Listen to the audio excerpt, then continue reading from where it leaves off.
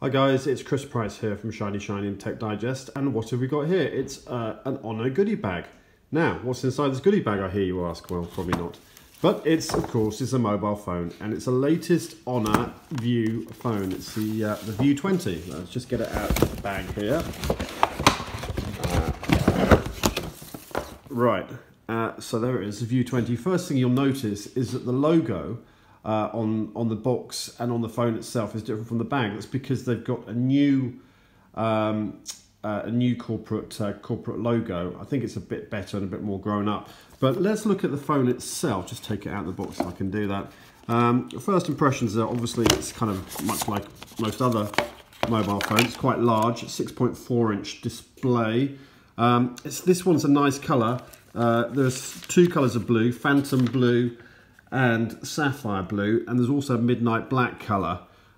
You can't see it so clearly in this, but there's like a little V design in the back of it as well. So it looks pretty stylish.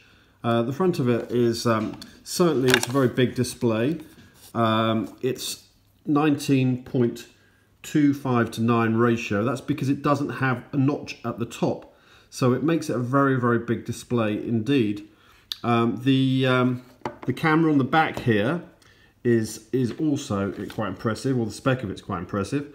It's 48 megapixel camera, and it's got loads of artificial intelligence settings and all the rest of it, which we won't go into just yet.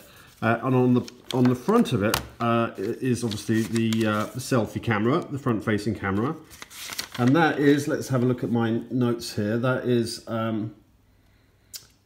25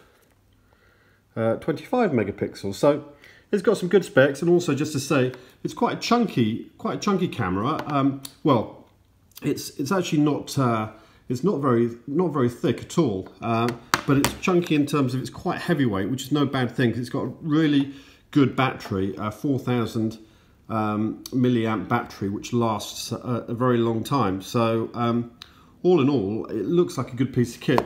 We don't know the pricing yet, but we're going to find out more when it's officially launched on January the 22nd. But as I said in the intro, it's probably going to be about £500, I reckon.